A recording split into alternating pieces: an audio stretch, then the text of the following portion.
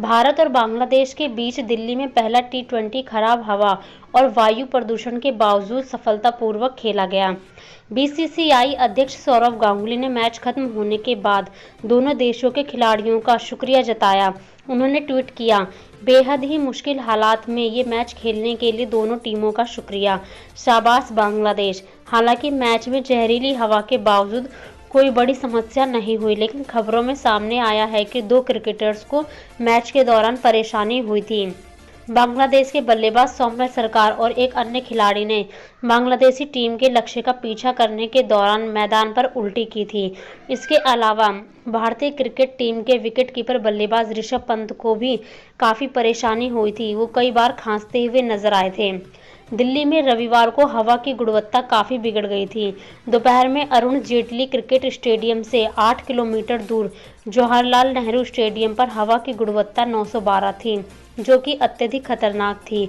खराब हवा के चलते 5 नवंबर तक स्कूलों को बंद कर दिया गया था, जबकि रविवार को करीब 37 फ्लाइट्स को दृश्यता कम होने के चलते दूसरे शहरों में डाइवर्ट किया गया था। लेकिन जैसे जैसे मैच शुरू होने का समय करीब आया, तब हवा की गुणवत्ता में सुधार देखने को मिला।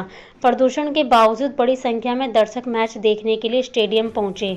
दोपहर 3:30 बजे से ही स्टेडियम के लिए दर्शकों की कतारें लग गई थीं।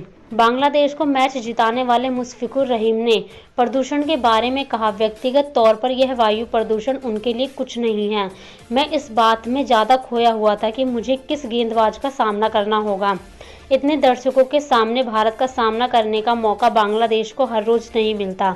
मुझे लगता है कि हम हमारी सबसे बड़ी द्विपक्षीय सीरीज खेलने आए हैं, इसलिए यह सब चीज़ें मायने नहीं रखती हैं।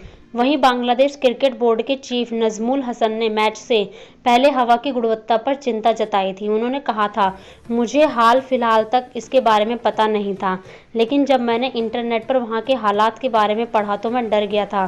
फिर मैंने सुना कि स्कूलें बंद कर दिए गए हैं।